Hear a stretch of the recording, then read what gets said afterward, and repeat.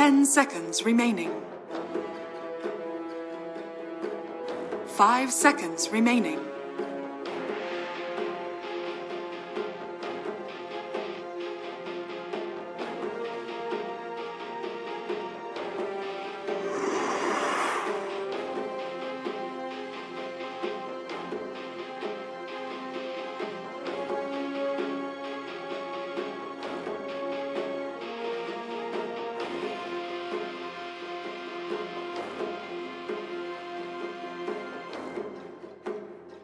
Oh, stop it!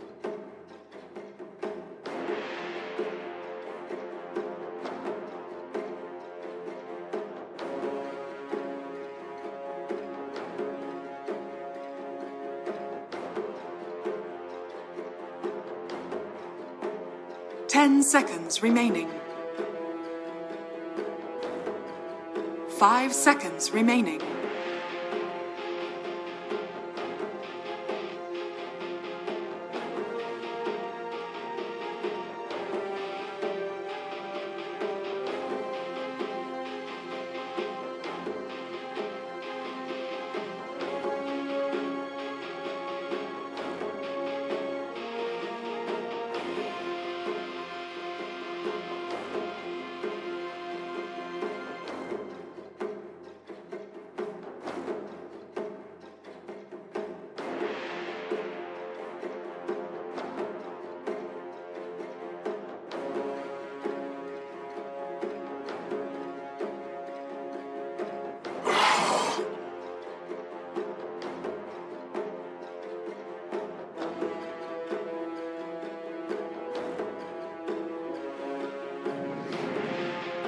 Welcome back to the Last Chance Qualifiers. We're back here on Stream D. It's me, KB, joined by my boy, Breaky.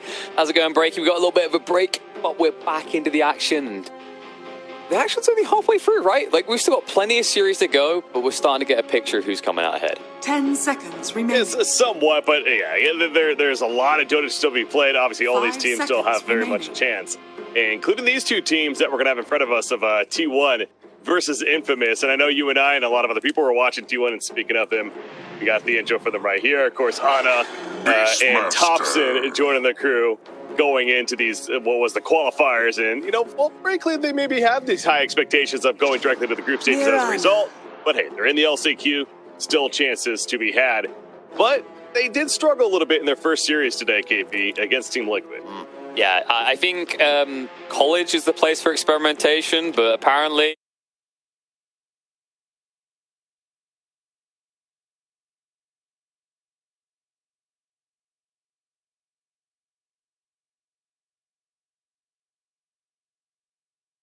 play in a last chance qualifier with your chance at TI on the line. But I don't know, maybe it's a little shrug for Anna and Thompson. I mean, they've already got 2 in the bag, right? Like, you know, who wants to make it free? You don't want to, because here's the thing, Breaky, if you win free, it just becomes an insurmountable lead. Why does everyone else bother? Yeah.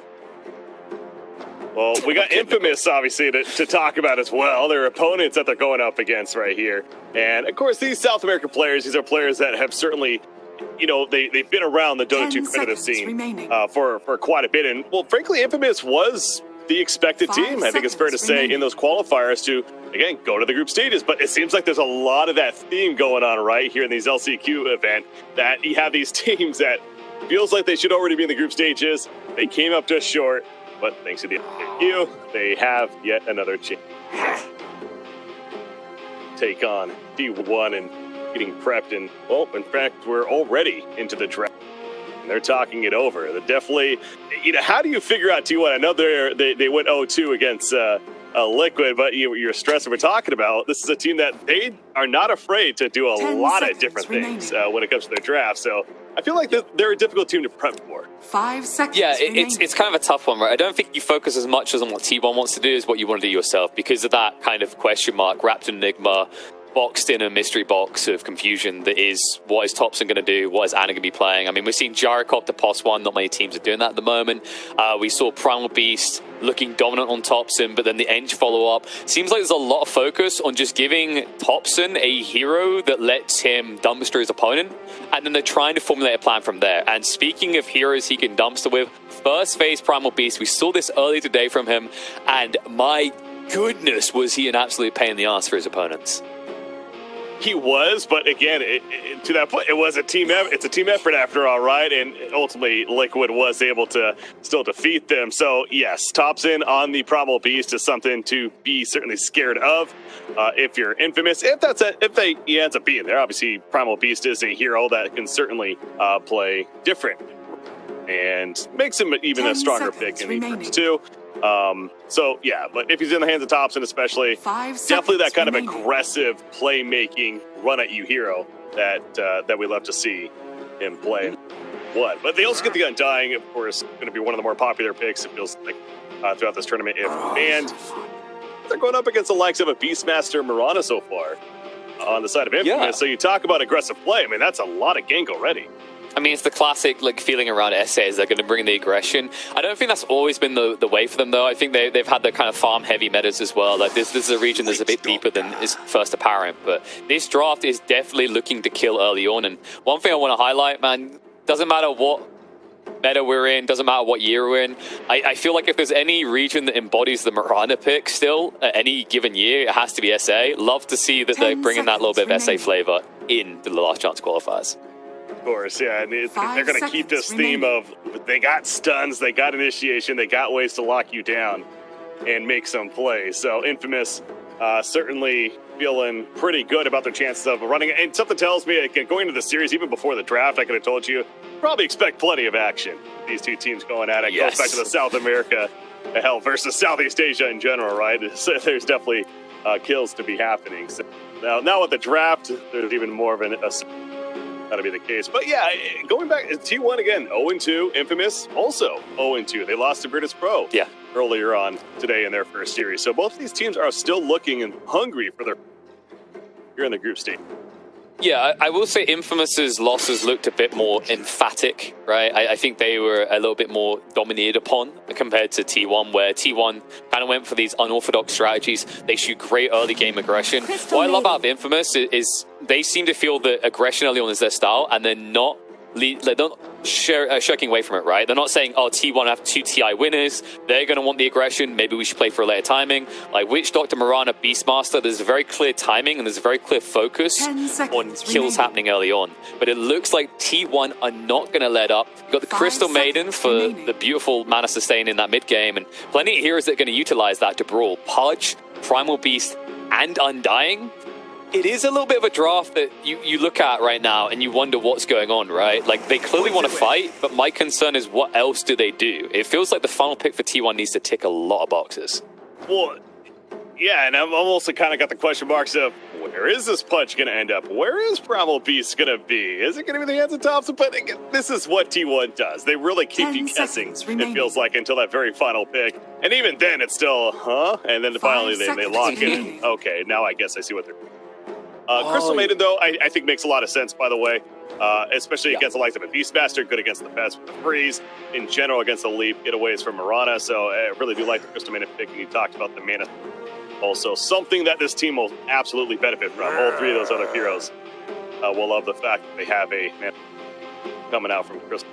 Pango for Infamous Gaming. Let's just say they're keeping the theme of run at you, ready to fight at any time during this.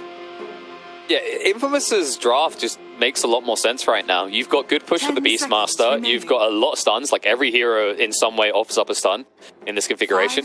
And you even have a little bit of sustain in there, right? Like, the way that a Beastmaster can kind of build down the line, can give you a little bit more chunk to you. The Witch Doctor's going to have that passive heal.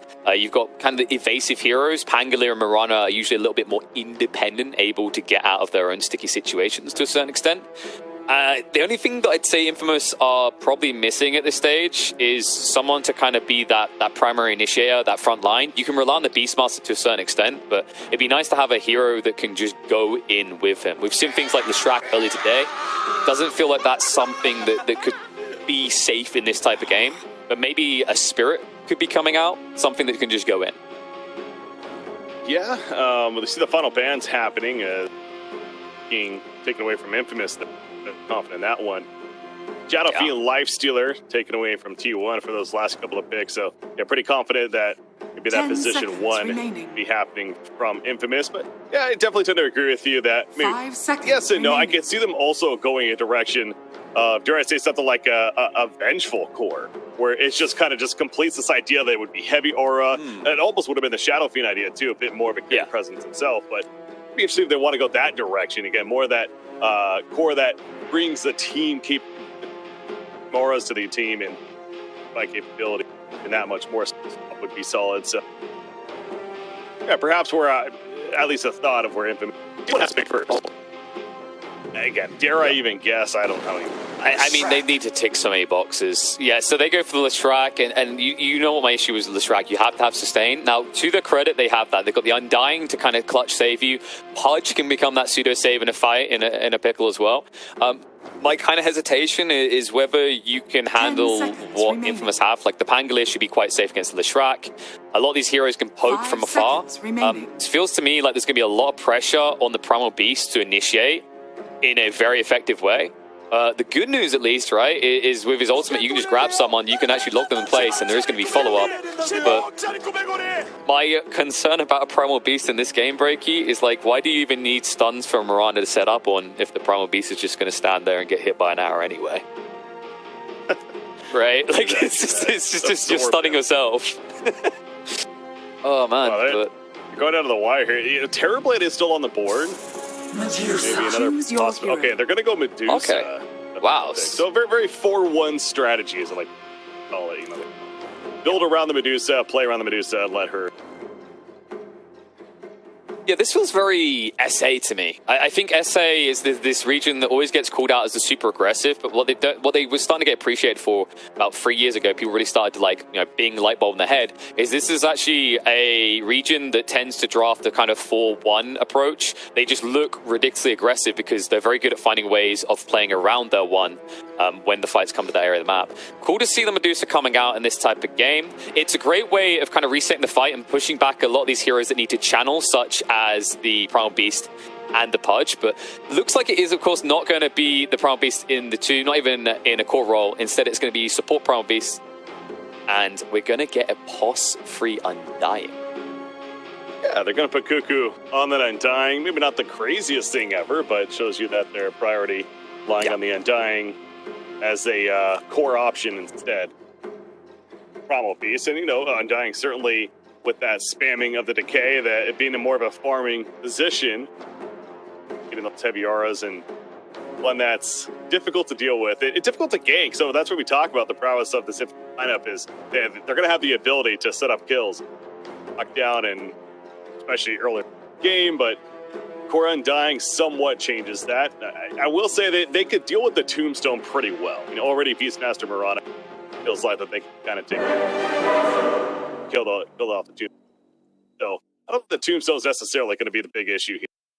Or just that decay spam and running at you as a It's also the Soul Rep, right? The Soul Rep heal is clutch here. Like the Leshrac, I think, is the addition for team. Remember, we've seen Leshrac today. Like if you can find a way to keep him alive, he can push you through these fights and get you to a win. But yeah, let's get in the game. I think we're about ready to get underway. This should be an interesting one, though, Breaky. I mean, I still get that sense of T1 kind of picking these heroes meant to plow out of the lane. But Infamous, on the other hand, like this Medusa, it's either going to allow them to get a very cozy, easy win in the late game, or it could easily be the bane of their existence here. I really like Infamous's line. And I think the Medusa is that perfect pick. You know, again, they could have gone 2 different directions, one being more that vengeful kind of core. Like I said, they're all in earlier on strategy, or this is certainly the other option, like Naga Siren and played a Medusa as they saw here. And yeah, her gaze is going to be great this game. Will they have enough damage to actually kill the Medusa? That truly is the concern 30 for seconds to battle. T1 that in terms of they're being able to actually win games. So especially late game as usual when a Medusa's in it, that's not going to be looking pretty good for them. One, they're going to try to hit that mid-game peak, right? Able to push and try to win, specifically with that Leshrac, the early Bloodstone sustaining him, getting the auras on Undying, pushing a win beat. Slight pause here. Two-legged abomination. Yeah, if I honestly pick him just by the drafts, I do lean towards Infamous. Infamous have more ceiling. That's where you have to look at this. Like, T1 have gone for a draft that's looking to peak probably around the 30-minute mark. So at that point, they should have deleted all the outer towers and have an opportunity to go in the high ground. Little stun to open up. Nice hook back. And of course, if you're a Mirana after level leap, what are you? So we'll just accept his first large go in the way of Anna. Nice start to this game for T1. Yeah, that's fantastic, of course, for them. It's already on the scoreboard, 1-0, and the laning phase we go. Mirana actually just holding that point in the game. It's Michael.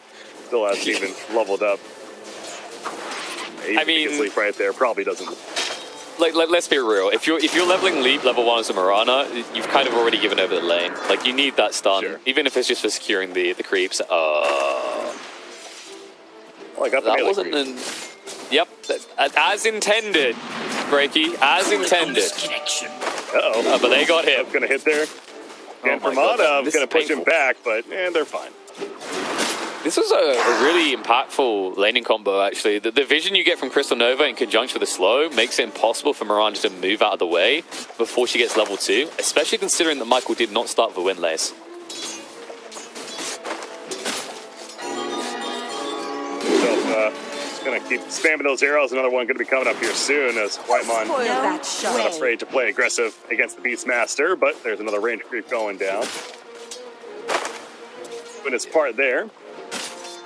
So you're also seeing Frank has gone for wild axes. Like, he can't level Call the Wild in this lane. It's just, you're up against a Maiden who's going to get Frostbite level 2, right? So it is a very much hard counter lane for Infamous, which is kind of unfortunate considering they only need the Beast to do a lot in this game. At least they hit an arrow beautifully done to get a kill on Whitemon, but they're going to need a lot more counter, you say? Yeah, kill the cast the curse straight away, right? Pretty much. I mean, that's certainly a fair point. Yeah, Crystal Maiden goes back to the drafting, and I liked it as well. But especially this early on, she doesn't even have the freeze just yet. And hey, landing an arrow certainly helps from Mirana to secure that kill. So, tying it up at 1 apiece at least. Kind of pretty good. Yeah, it's a good matchup. Yeah, Pango versus Leshrac, and that could be fairly even at this 2. We have the bottom matchup of Medusa. Currently looking at 12-0 up against the Undying, who's at 8-3. It's a slight advantage coming out. Yeah, like this bot lane, I mean, the Medusa should get to farm, at least in the beginning. It's very hard for them to dive together, right? Double melee up against the Witch Doctor. Someone else that we might start seeing coming into play more is Voodoo Restoration now, not just healing, but also damaging around you, right? A very big difference compared to the old Witch Doctor. And if your goal is to dedicate all your attention to killing Medusa, it might actually just be that Pos 5 Witch Doctor that tends to be your downfalls. Someone to kind of consider whenever you dive here, but overall, an interesting approach that T1 has to this game in that Leshrac, to me, isn't really pressured on the lane. Even when Leo Style gets up to level 6, if you look at the heroes, it's very hard to rotate simply because you don't have a reliable stun to lock the Lesh in. Frank getting low, he needs to dodge his hook. It's so hard. Anna's just going to walk up, doesn't even bother going for the hook. Simply walks up and pops that rod. And also we see going to go for another kill, but yeah, bottom lane there was action too. So that action in all the lanes happening, but only ends up being the 1 kill. Yeah, QQ was able to sustain. Just an annoying hero to try and burst down with a level 1 Maledict, but the threat is actually going to grow. Maledict's level 2 now for the Witch Doctor, so QQ needs to be a little bit more cautious about how he postures with these decay charges, especially when they start running out. Overall, able to sustain for the moment, and credit where credit is due. Like I said, I'm not sure if Thompson's necessarily going to be stopped in the mid lane once 6 is hit. But Leo Style is having a great start to this game. Yeah. Oh, In fact, you see right here, that's not going to be a kill, but it got damn close. But yeah, Leo Style going to bottle up another water rune and attack the middle lane. Thompson is going to be able to get a zone as no one's rotating over. Oh, to stop that bottom lane, that's a kill. That's a kill on Medusa, a big one. They baited themselves in as well. Like, they thought they could get the Undying, the mistake that we always make, and Cuckoo will even get to deny himself afterwards after getting a double kill. Top lane, a lot of action happening up there as well, though, as Ana does get taken down, and all of a sudden, Infamous not looking as shaky as they maybe did at the beginning of this top lane. Well, we already got 7 kills in 4.5 minutes, so yeah, right on track to definitely the pace of the game that we certainly expected. These two teams going at it, especially the drafts to come. And I mentioned the Tombstone presence maybe not going to be the most powerful throughout this game, but hey, in the laning phase, it's still going to be very strong. And obviously, a big factor as to why they're able to get those 2 kills initially at the bottom. Thompson nearly going down the middle, but will live, has TP support, and now they're going for the turn. Pango's dead. Beautiful turnaround from T1. He had to avoid the arrow. That was close. Yeah, it's very easy in that moment to feel confident and look away as the way you're clicking next, and then all of a sudden arrows in your face. But Thompson dodges there, beautifully done there. Leaving farm before heading back to base here. Wants some min-max, as he has got a lot of mana left.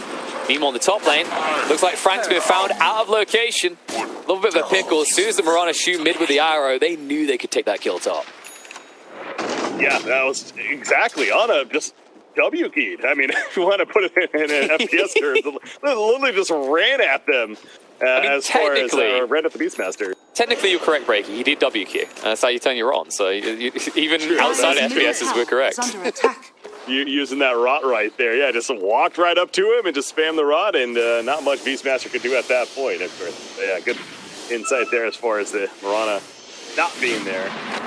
Presence being shown in that mid lane, but we're on a backup top. They're pinging out on us if they want. That's a frustration in the mid lane as well. Bot lane, in the meantime, though, bigger frustrations coming. Parker barely able to dodge death here, but it's wrapping around on him. One more tap would end him. They'll finish off the Witch Doctor first, probably. Zephyr. K3.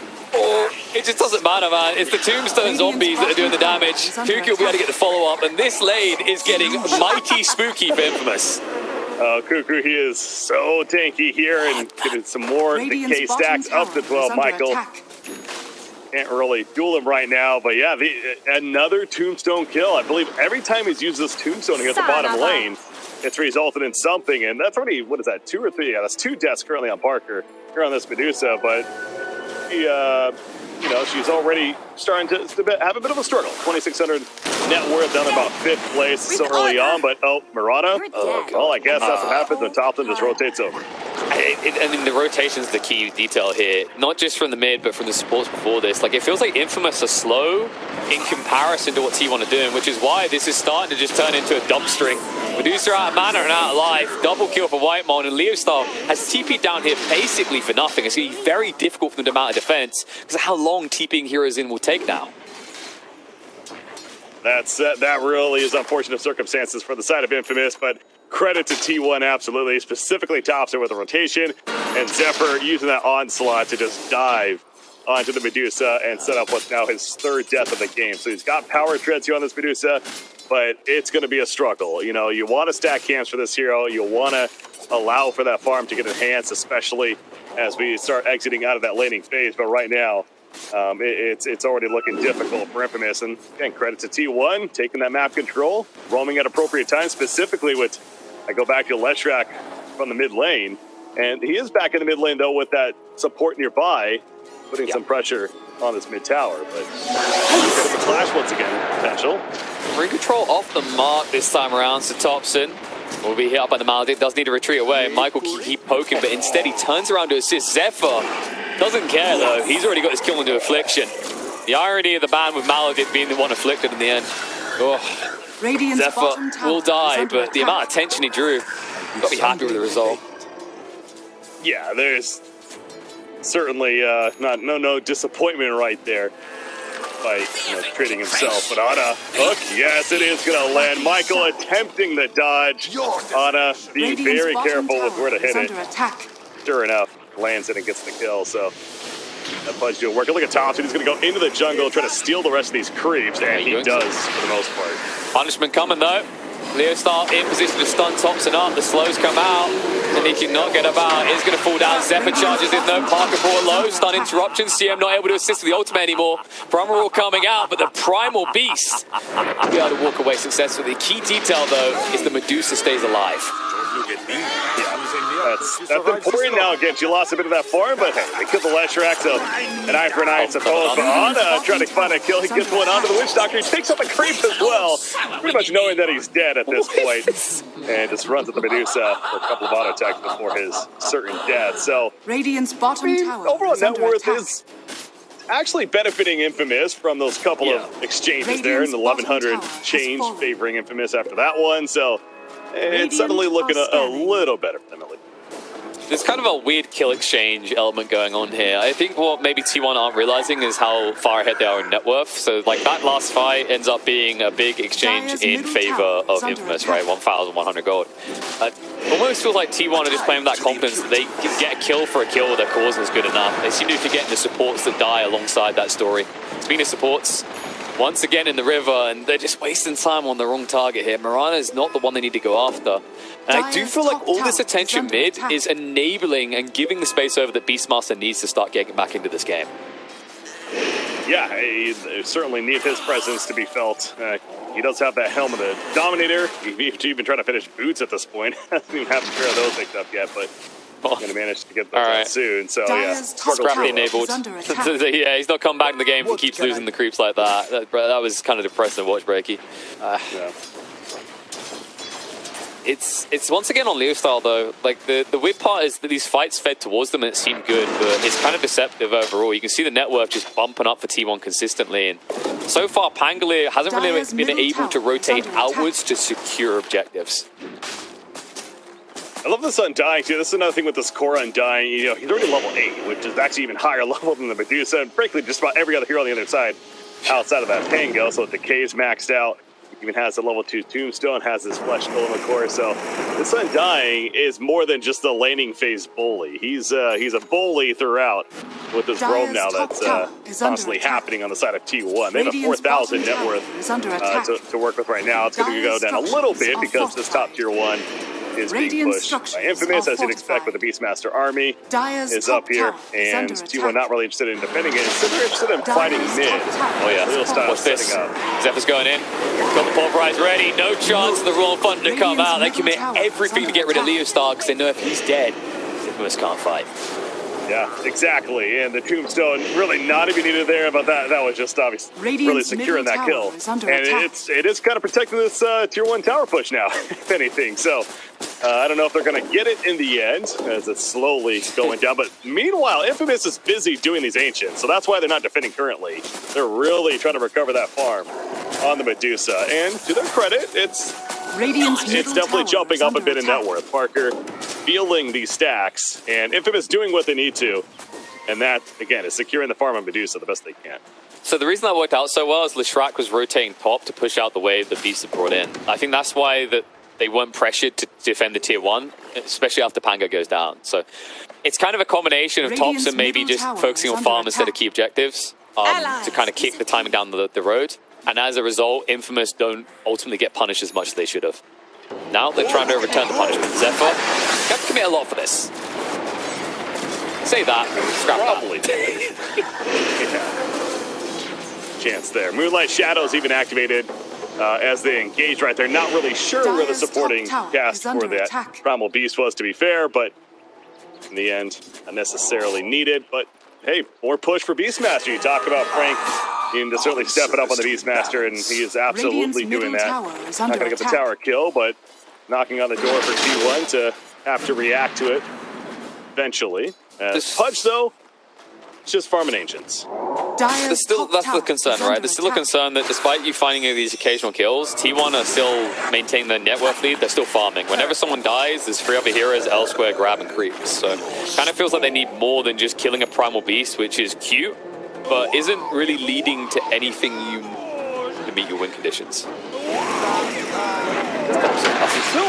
Oh my god, this is so gluttonous.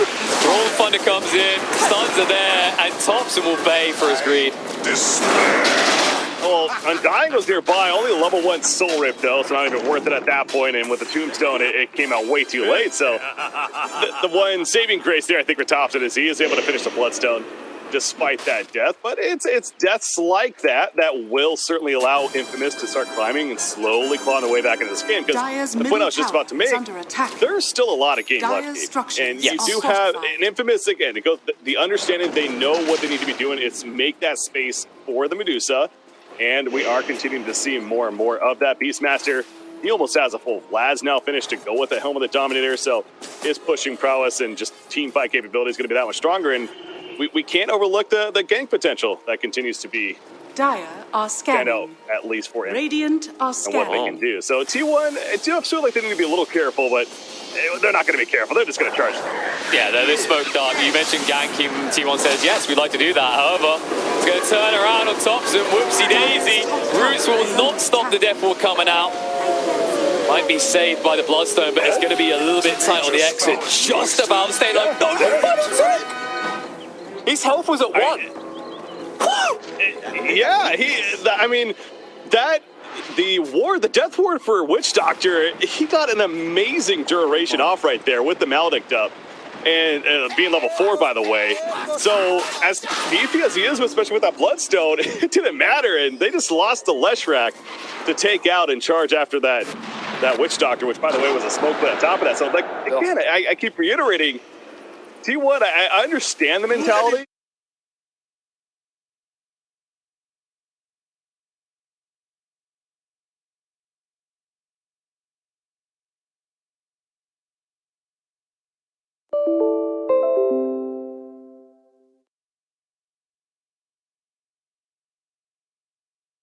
Dire's bottom tower went down to 1 HP. But the funny part about Maledict, if I'm not mistaken, it applies its final damage tick after the health burst damage gets applied.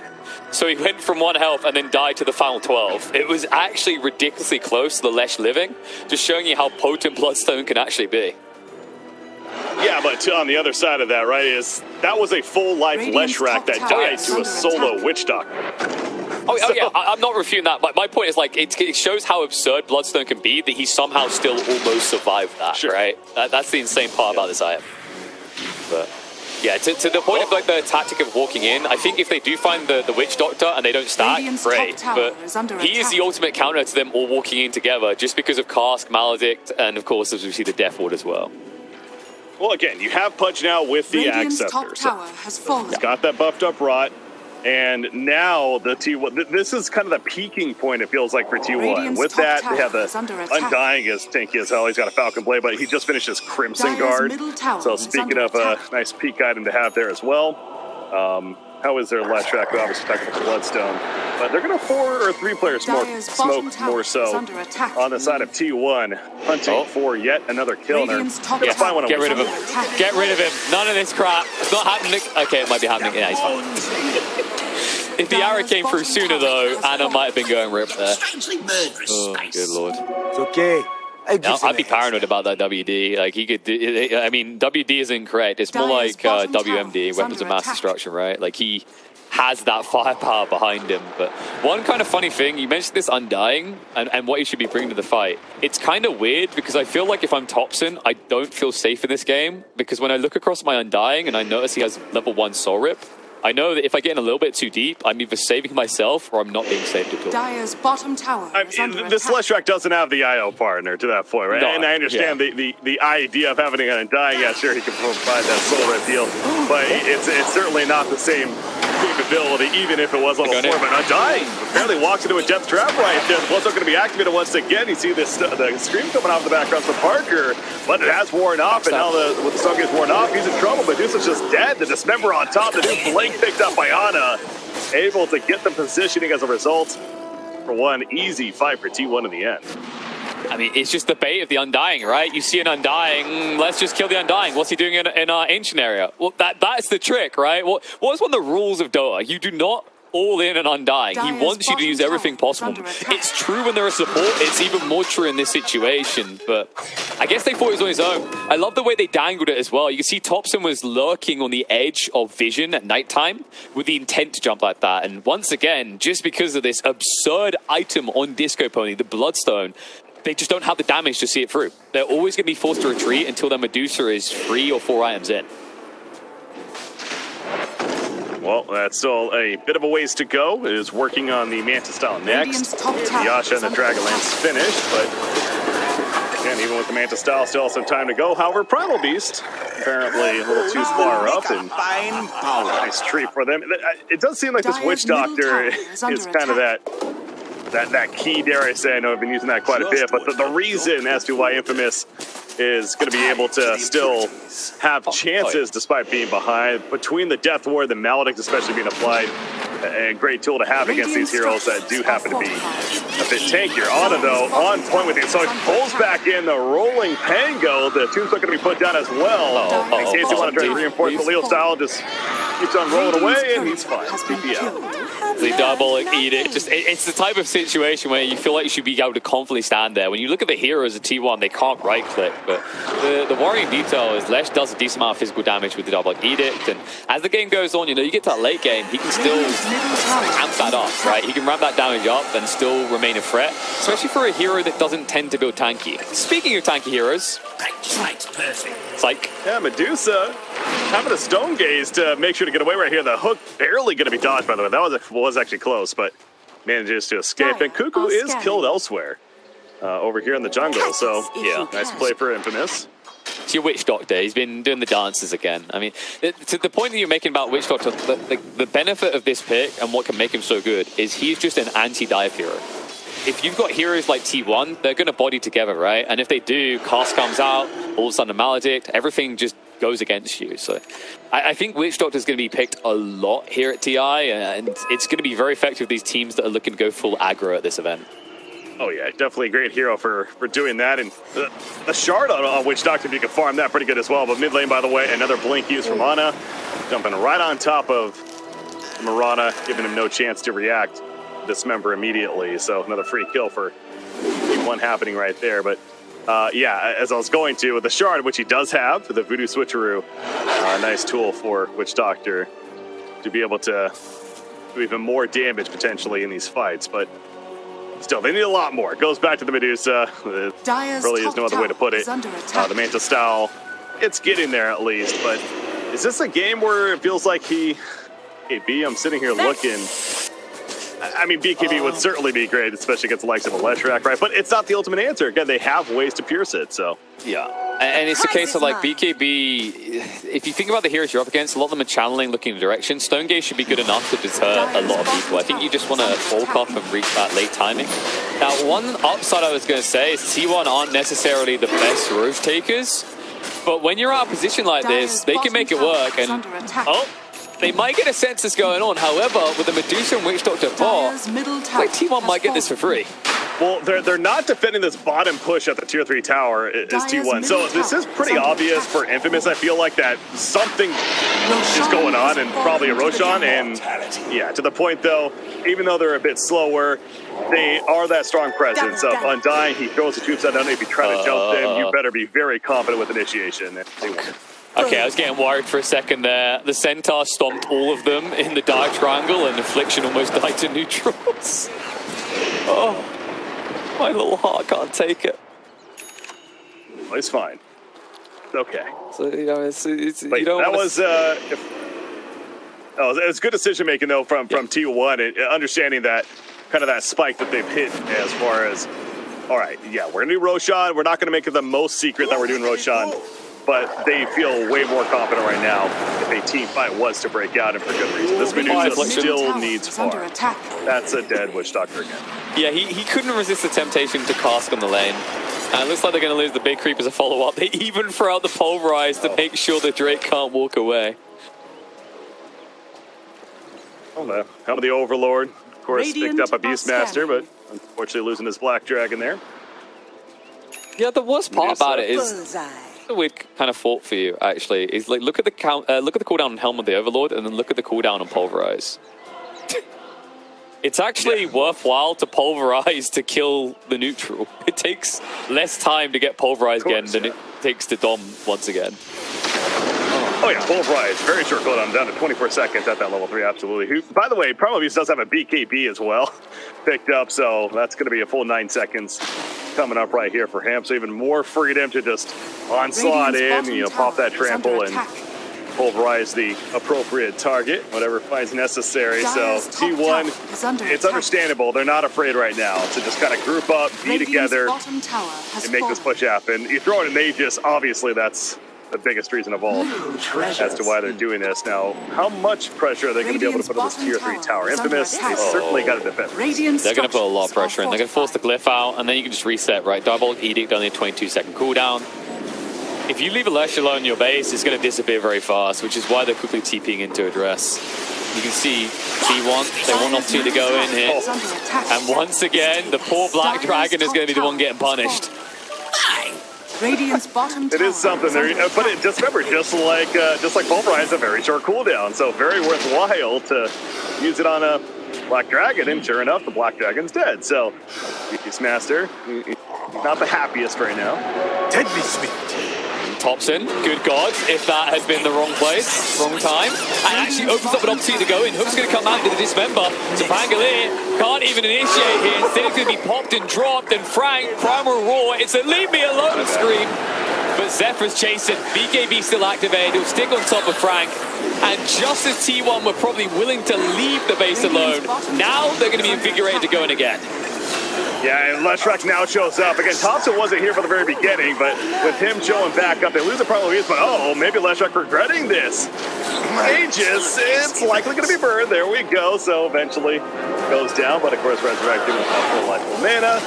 It's not the end of the world. T1 pushing back in. Buyback for the Witch Doctor, the Son of Medusa. There's that Stone Gaze, and the immediate retreat for T1. But I don't think it's going to be a full retreat. They're likely, maybe it is. They are going to fall back, take the jungle, and feel comfortable with what happened right there. And, well, they did gain even a bigger net worth lead because of how that played out. And they kept Infamous in their base. This Medusa isn't accelerating towards a win condition if she's just sitting at home, not really doing anything, not getting out and farming creeps. And as soon as they back off, you notice what happens. They go hunting because they realize Parker's got a lot of farm to now recover from all that time stuck at home. Pango, by the way, the Ag Scepter has that shield crash buff. That's an illusion. Did they even realize that? I don't think they do did. now. Well, bad time to realize, though. Radiant's middle tower is under attack. T1 are just relentless, right? Like, you mentioned it on the bot lane, these low cooldowns, they just allow them to keep going and going and going. And although there are heroes that counter them out, things like Primal Roar that can interrupt your channels and arrows as well, with the BKBs, they're forcing very heavy investments in exchange for these low cooldowns. Middle tower has fallen. Both the Undying and the Pudge, and with the Primal Beast, still three having those DKs on them. So, yeah, T1 doing very appropriate strategy right here of taking out the jungle creeps as they retreat. After pushing the base, Zephyr, he's going to be forced to pop a BKB, I suppose, but he goes in, he's got Pulverized, switcheroo, happening for the Witch Doctor, and there's plenty of support coming in from T1 now, so this is definitely a dead Witch Doctor, still not going to be in time from Mirana, and he's out for a minute plus. That's a dieback there for Witch Doctor, so missing a lot of a threat now. He's Infamous. Luckily, he's the lowest level in the game, right? So that dieback not as long as it maybe should be. But still long enough that T1 can exploit this. The mid-wave is coming in. Pango is trying to draw their attention back home. But I think instead, actually, the goal here for T1 is going to be to pivot top, push it, maybe take that tier 2. Although as soon as I say that, Thompson seems to be pieing. Dire's bottom tower is under attack. Oh, wow. Little style, though. Yeah, but he rolled thunder. Kind of TP worst case. I mean, he's kind of just toying with Thompson, it feels like. But he's going to be rolling out eventually. Otto's dead. Yep, they got the Primal Roar, the follow-up as well. Whitemine at least able to get away with the Glimmer Cape, but great maneuvering by Infamous. They forced the rotation back out of Thompson and then immediately pounced in the mid lane.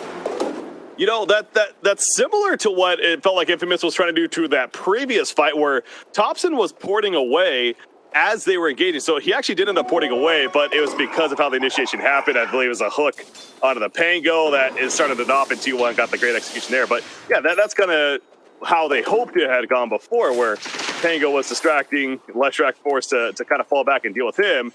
And then without the Leshrac there, Infamous felt much more comfortable taking the fight in a 4 versus 4 scenario, which of course ended up to their benefit. So yes, still in the position 1 Pudge. But you still have this very farmed Leshrac to answer for, who is level 20 now as well. So we're seeing that Pulse Nova damage increase to go with him. The Kai and Sage finished. And those level 2 boots of travel, I don't even think we've mentioned yet, but it's why he's been able to be so mobile throughout the map in this game. And he also just got delivered a BKB. So prize is 4 of the 5 heroes have a BKB on the side of Radiant's T1 middle right now. tower is under You got a attack. Glimmer Yeah. Cape on Crystal Maiden. Good luck. I mean, if you just continue on like that, you'll just sound more and more like a Lesh Thompson fan at that point. You're like, and he has this, and he has this. Like, we get it, the Lesh is big, but Infamous proved a weakness in the way T1's playing this game a little bit there. Like, when Leshrac goes back to deal with the Pangolier, that's 20k net worth of your team entirely just gone, right? It's not in the fight at all. Yeah. So what Infamous have Dire's realized top is tower this is under attack. boost of travel is kind of a double-edged sword. You've got a lot of mobility, but as soon as you TP somewhere, you're out of the picture for 30 seconds. And you have that flexibility to TP everywhere. Thompson's going to look to use it pretty much every time it's off cooldown. Now, what's one of the best ways to kind of help climb back in a game that you're behind a net worth? Well, is that rat strategy, and you have Beastmaster. It's certainly a hero that is capable of that, so we're seeing on the top lane constantly. Flash coming. Frank doing so. Jump in, Zephyr in with the Pulverize, showing the due respect across the Infliction. Will not give the Witch Doctor a chance to cast a single spell. But again, if you're Infamous, I think considering where the game's at right now, you're fine with that. He's almost feeling like You don't he's find a it. war, but no, they're not fine with this. Mango. He needs to get out of here. Rolling Thunder comes out just in time. Prongroar to save the day. Medusa doing a lot of damage here. And Thompson slowed in the retreat. They'll need to get out quickly. After the reset, it does look good. And Anna won't be able to trick them with a cheesy hook here. But overall, Infamous miraculously getting out of that unscathed. I know you talked about this earlier, though, but it's one of those, even though no kills happened specifically in that fight, it's still a pretty big victory for T1, because you look at where Infamous is at the minimap. Specifically, Medusa, yes, she is starting to push out this top lane, but constantly being restricted to pretty much her base / just outside, and hasn't been able to do this often, but is going to be able to farm up at least the Ancients. Not really a stack, but hey, you'll take just the Ancients that happen to be there, gets the stack off, and we'll manage to do the next pair. So still very efficient farming for Parker, honestly, considering the situation, at least making the best of it. So, but the net worth lead overall, understandably, does continue to grow for T1, now up to 12k plus. And it's just spreading the wealth throughout 3 of those heroes, where it's really just Medusa on the other side. Bullseye. Think of this a different way, Breaky. Like, what happened in that fight, like, the reason it's really good for T1, it's not even just map control, it's the ultimate's use, right? So you Roll and Thunder goes on cooldown, 70 seconds. Gaze goes on to cooldown. Like, all these cooldowns are longer than what T1 has. However, T1 did look to pounce, and now as a result, these are all coming off cooldown for Infamous. They're ready to fight here. Roll and Thunder in, stun control looks good. The follow-up as well to Thompson means he cannot move, but Anna's there to save the day with the hook back. BKB comes out, and now they're going to have to stand and fight, because there is no way Infamous is letting them away from here. Yeah, as soon as those BKBs come off there, you see the turn starting to happen. T1 beating down Medusa. She has to have it hold her ground the best she can with the mana shield up, but eventually wears out. No mana, no life means a dead Medusa when it's all said and done. You see Cuckoo managing to live. He's low on life, but he's got the K stacks to steal. Oh, it's actually going to be taken by Leo Style with the Aegis, but he is going to die, and now he's going to resurrect and blink on out. So while all of that fight was taking place, Roshan getting low in the meantime, and eventually picked up by Leo, but okay. So they deny the Aegis in a sense, does Infamous. Not just still that. a victory, though, for T1.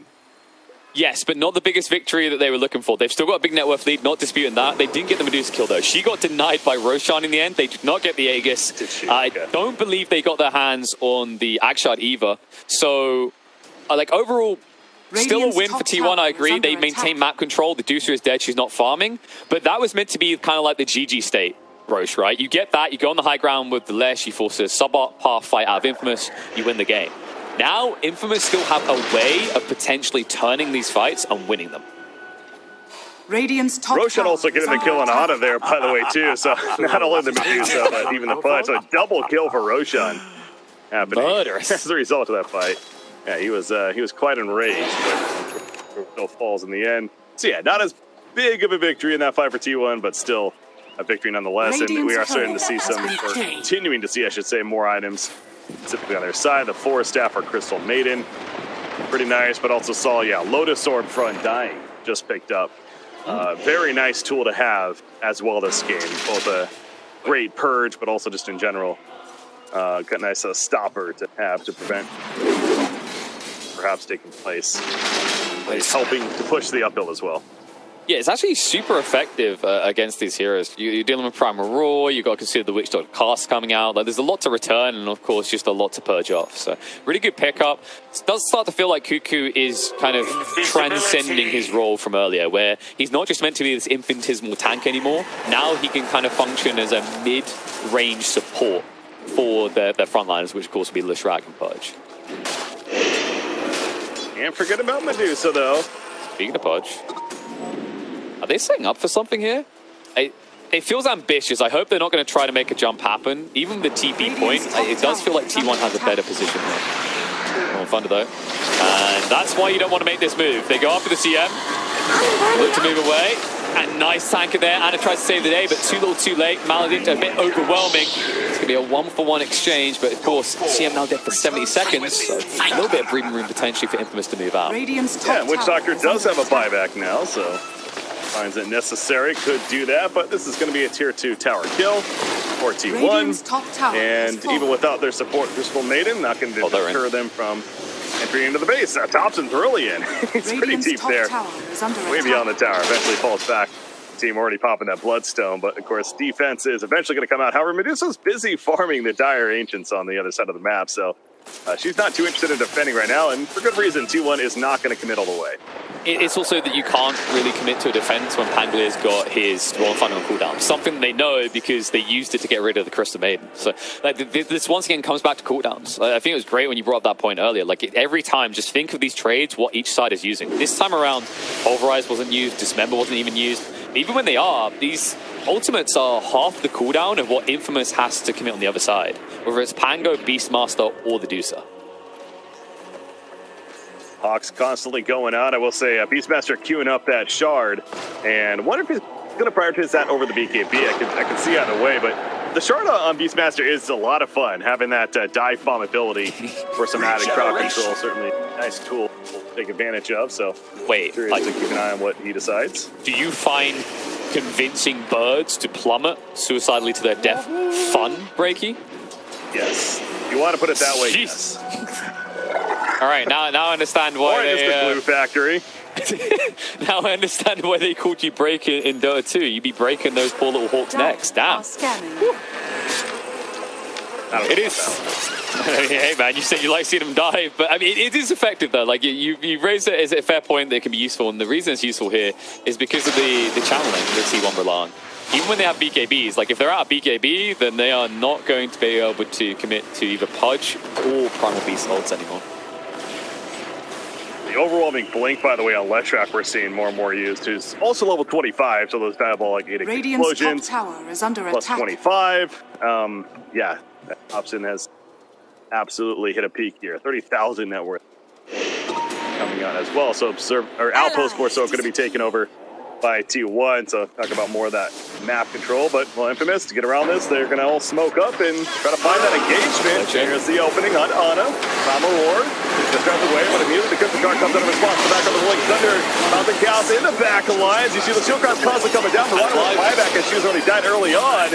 As they're dying though, beating down with the Tombstone on top of Frank. Eventually the Tombstone is killed off though. Frank's still alive with the Blessed Activation from Thompson. He's just running like a madman. He's got the Lotus Orb effect as well to assist. And Beastmaster dying throughout, but that's, I guess, one of the two deaths, but we're not done just yet, though. He's in trouble. He can't get away from this anymore. Thompson's going to try to stand his ground. They need some assistance, though. No more stuns means that Parker will be able to get out. But you can see the power of Leshrac. If they do not burst him straight away, he can still come out ahead. And you know what? Key detail there, why that worked out. Not too bad for T1 in the end. Pudge initially got stunned, but the 4-staff save came out, the arrow didn't connect, and it meant that he was able to get the Dismember out halfway through the fight, and he didn't get bursted down quicker by the Maledict damage. If it wasn't for that detail, I actually think Pudge dies about 5, 6, maybe 7 seconds sooner, and possibly we're seeing a team wipe come out in favor of Infamous. Yeah, I mean, that would have been massive, but you also, as we were looking at the fight recap there, I noticed the damage, the most damage in that fight was actually done by the Medusa, and so we cannot overlook that fact. She did over 8,000 damage in that fight. Now, speaking of Medusa, that's not good. And when she had Stonegaze on cooldown for 10 seconds. 10 seconds too long. That Deucer is going to die. They can't save her, because even if they can stun him up, the Shrek is still in the area. And Parker is going to be gone dead for 80 seconds. Please tell me he has buyback. He does not. And if they realize that, they can take full control here. Boy, this could be extra bad KP. Leo style, he's in trouble now too. He tried to save the Medusa to start this all off, having to get away. He's doing his best, and he has the ability to do so. Another blink in 1 more second, and is going to be fine. Moonlight Shadow's even committed, as we see, to really make sure that getaway is successful. That would have been absolute tragedy for Infamous if they also lost the Pango. But yeah, losing Medusa is certainly painful enough. She's out for 50 seconds, and that's a lot of time. You're already quite behind in this game, and that's even more control that T1's going to take over. Tier 4 items have started to make some appearances as well. So got to start keeping an eye on who's getting what there. Actually, the way that Pangolin played that, like, it was risky and he almost died, but he may have created the space they need to buy time for the Medusa. Because he pulled them away, his team was able to push out the mid wave. The creeps went in as quickly, and that's why in the end, after all that, all the effort and the big kill Medusa, T1 only get a tier 3 tower. Yeah, that's true. That's so the distraction perhaps paying off in the end. For Leo Style, as risky as it was, but yeah, when you're behind like you are, certainly got to take some of those risks. So it's not a bad play in the end. Beastmaster, by the way, he does have the dive bomb, so I can be satisfied now. Killing a bird. Yeah. I mean, I'm a pigeon, and this is a hawk. That's my natural predator. So if there's less of them in the world, then I'm happy. Dire are scanning. And the problem is you might not even get them off. You just saw what happened there. Like, when you're flying by, Tops are going to almost insta-burst them down. So might it be that we don't even get to see that many dive bombs coming out from the birdies. Radiant's middle tower is under Shard on attack. Leshrack's also really good, by the way, too. Having that split earth buff where you see right here, this is what you'll start doing. You'll just start literally placing them in the base and kind of controlling the zone. As a result, as time over time, you see right here, what is it, 3 or 4 seconds, it just keeps on expanding, exploding over and over again. It does make these team fights that much more difficult to engage if you're Infamous, especially when you're being pushed in like that. So definitely a great pickup there for Thompson, once again coming out. It's one of those things you can easily forget about, right? Like, you're like, stun's done with. I'm going to move in now. Like, why have I been stunned again? Wait, what? What's happening? All right, it's actually crazy to think. Imagine if Leshrac was on the other team, how good it would be this game, just because all these channeled stuns. But in terms of that element, doesn't get that much value, but it is an issue for the Noose who can't move fast. Sweeney heroes that wish they could move quickly. Affliction in the wrong area at the wrong time. Looks like Michael will at least be able to get away, and they did force out the BKBs from the side of Tier 1. Yeah, and that's another one. Hey, if you're gonna lose a hero, it's certainly Witch Doctor, who, by the way, has died 16 times. Just saying. Why you gotta do him like that? It's a fact. I mean, you open the scoreboard, it's there. I'm not saying that's necessarily bad. It's pretty bad. I mean, you don't want that to be the case. But we're at a point where it's maybe not the biggest deal that he's dying over and over again. He'd rather be him than anyone else. But yeah, he's dead for another 20 seconds, and that is yet again another opening here for T1. You're doing my boy dirty, right? That's like one of those kind of like poor people are poor situations. Like, yeah, why you got to remind us? Damn, like, depress the situation. But to his credit, like, what he's done, if you consider the early game, he kind of paid for himself there. And now T1 have made the adjustment, but it means that at the beginning of these fights, they often have to kill the Witch Doctor first or risk a turnaround. Third Roshan, yeah, it's going to be attempted at least. Oh, this will be fast. And this piece on there. This will be really fast. They've got Diabolic Edict increased damage here, so no chance for Infamous to react. It's going to be another Roche going the way of T1, and you would not have thought that all 3 Roches would be going into the pocket of the team that has Leshrac, Pudge, Undying as their cause. I like how Pudge literally picks up everything, by the way.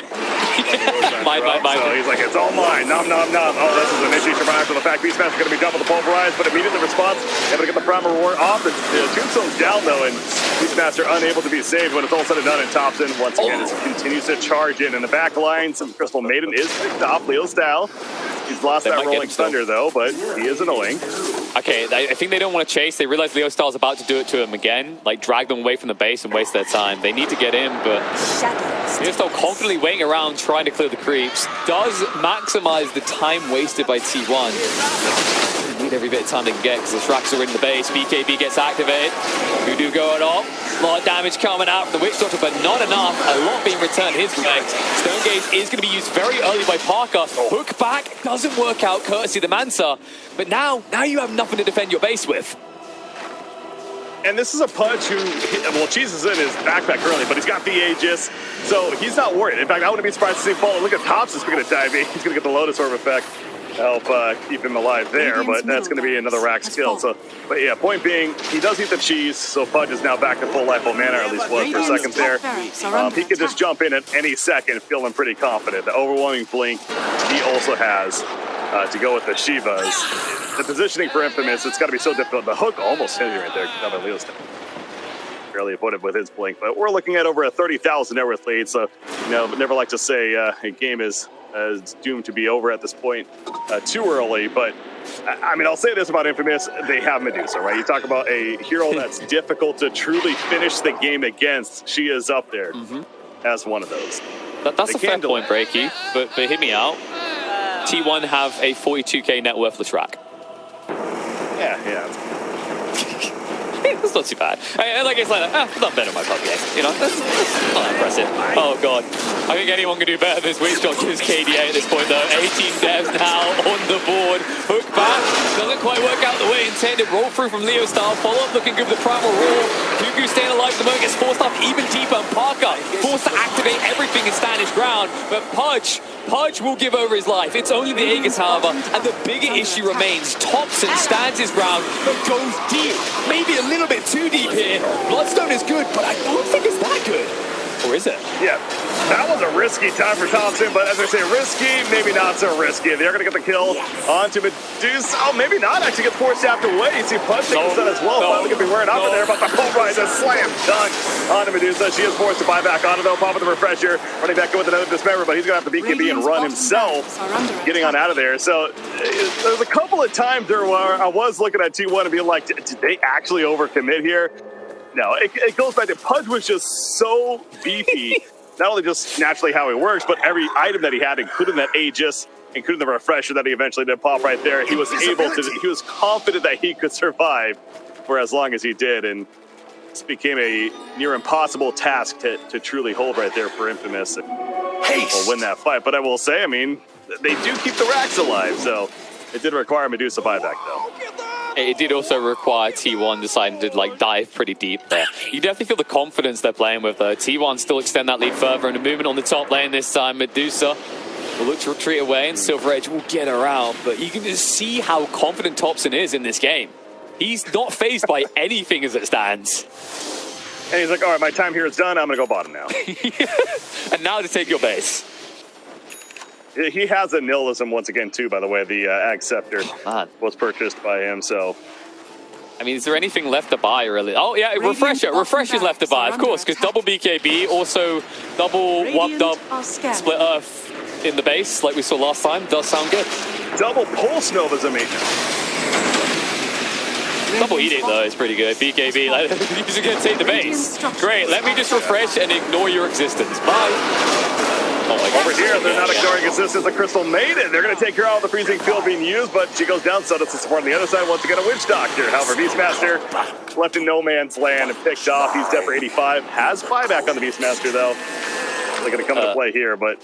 Okay, thank God. I thought they were not going to pick up the gem that they really need because everyone keeps Invis surviving against Leshrac. They've now got it on Zephyr, which means that next time Medusa gets found out, she gonna be dead. That's my professional analysis. She gonna be dead, man. This is going to be a jump for the Rolling Thunder, but again, they're really desperate at those points. Infamous slamming it back on Parker. Buyback for Beastmaster does come out. You see the Andis going to be activated on Primal B, so he's fine for the time being. Pudge, BKB's just by that Tombstone, not so much. Although the Rip Heal is going to help keep it alive a little bit longer. KP, the base though. This is the last stand for Infamous. Yeah, and it feels like they're already on their knees. Extra racks is going down. There's just one left. The stun comes out to stop the TP bot, so Leshrac will have to walk there to finish off the racks. Then it's going to be mega creeps. And man, gotta give it over to Anna there. This is such an infuriating draft to play against. He's got the Ag Shard. So he grabbed his Leshrac when he's been initiated on, saved Thompson, regenerated him up to full. And as a result, it feels almost impossible to kill off Thompson. There it is again. Anna's in, saves the day. Saving Private Thompson here. And even if he comes out now, he's going to be regurgitated and full health and happy. Oh, they're gonna run it this time, but no, he just pops on out like a special surprise and jumps right in. Looking to take out at least a Beastmaster chasing after the Medusa as well. Once again, Witch Doctor, he got hooked, he's dead, so a bit of distraction there, but we have Mega Creep still spawn, so it does feel like Infamous just delaying what seems to be the inevitable, and there's that once again from Budge. Going to be using that as a member on his teammate. About saving Private Tops and saving Corporal Cuckoo.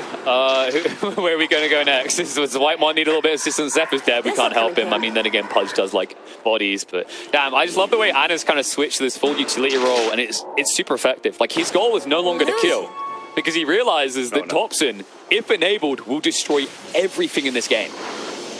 Well, this is definitely what naturally Pudge really does, right? Especially in the core role where, again, you enhance his farm, being in that position 1, he's able to get the early ags, and then he's just accelerates from there. He pops it, he jumps in, pops a rot, and he's so good with the kill alone with the flesh sheet, let alone the items that he's able to build up, that you ideally have to have that carry around him. Of course, in this case, being the Leshrac, certainly then take over the game, who I know we keep going over this Leshrac and how impressive it is, but one more, he's almost level 30. I mean, that's not something we get to see too often, but that's going to be a full talent tree very soon. It's not just the talent tree, really. It's just me looking at that net worth.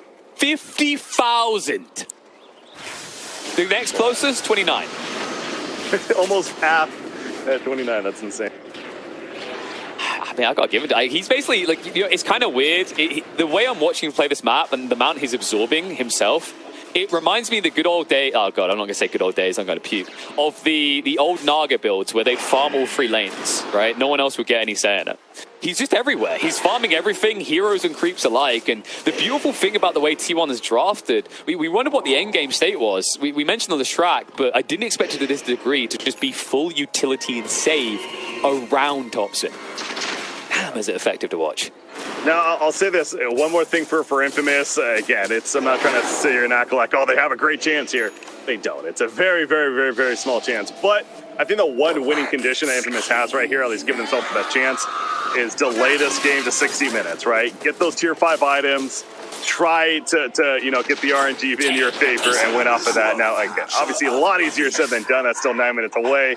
And of course, T1 is going to be protecting that idea, but I think that's naturally what Infamous has to play for here at this point. But speaking of that, T1, they do not want to get to that point. They want to finish, and Roshan helps with that. Yeah, it's quite nice when you get this many Roshas in and you realize everyone on your team is going to be full Ags and Ag Sharded at this rate. I mean, the only ones left are the supports. Ag Shard already on CM, and each of them could be doing with Ags, but they're close to just having the full blue. And it's crazy to think, once again, that throughout this whole game, Infamous, the team of the Medusa, the Pangolier, and the Beastmaster have never had a say in Roche. That's a Divine Rapier, by the way, on Medusa. I mean, that's another thing you would expect in this case. Yeah, so the same issue remains. Like, if you get stunned, you're not using it, though, right? Like, Primal Roar can save you from one, but there's Dismembers, and then there's also Pulverize. So they need something else, like a refresher on maybe your Beast or Stun. Coming in. Don't need this to happen. Push it away, can't get out, has to buy back straight away. Now the dive in towards the Medusa. She's holding on that Stone Gaze, but forced to use the BKB and is currently disarmed.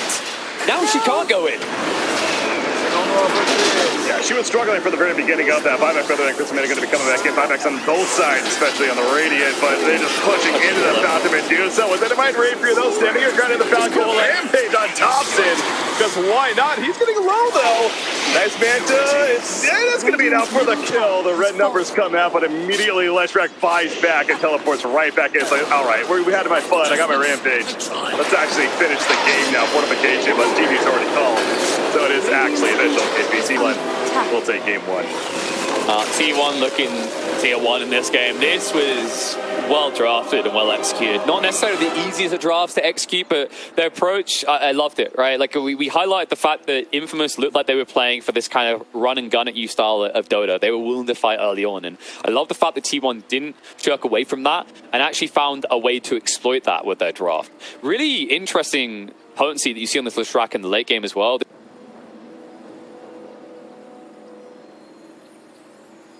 This is a hero that